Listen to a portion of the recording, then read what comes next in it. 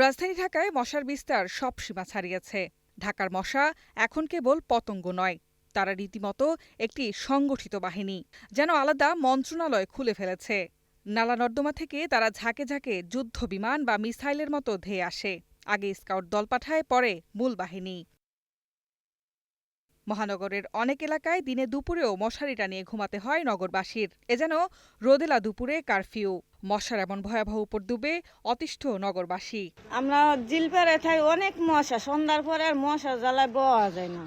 মানে অনেক মশা, এত মশা, মশারি টানে কোয়াল দিয়ে ধুমা জ্বালায় তাও মশা, অনেক মশা, এত মশা, কালো কালো মশা, এমন কেমন মারে হাত পাও জ্বলে।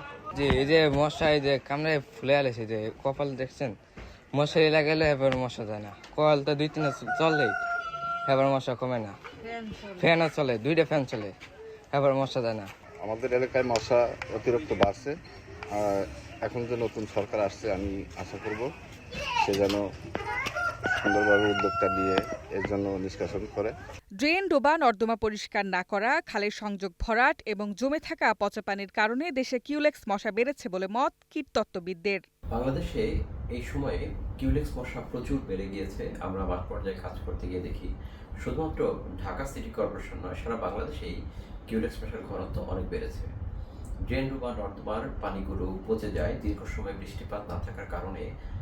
তার উপরে থাকা যে জলজ উদ্ভিদগুলো আছে সেগুলো মরে পচে সেখানে প্রচুর পরিমাণে কিউলেক্স মশার খাবার তৈরি হয়।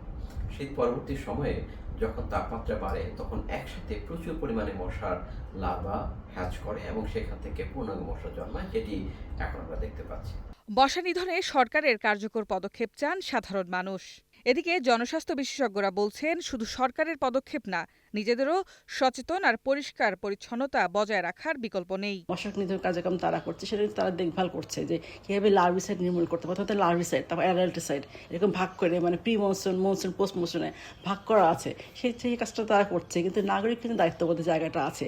আমি যেখানে সেখানে ময়লাটা ফেলবো না বা নিজের পরিষ্কার পরিচ্ছন্ন থাকবে, সেটা কিন্তু সবার আগে করা দরকার সবারই। কিউলেক্স মশা সম্প্রতি সময়ে অনেক বাড়লেও বৃষ্টিপাত শুরু হলে এর প্রকোপ কমবে। তবে তখন এডিস মশার বিস্তার শুরু হবে। জুলাই-আগস্টে ডেঙ্গু মশার প্রকোপ বাড়বে বলেও আশঙ্কা করছেন বিশেষজ্ঞরা। Mitu, green news, Dhaka.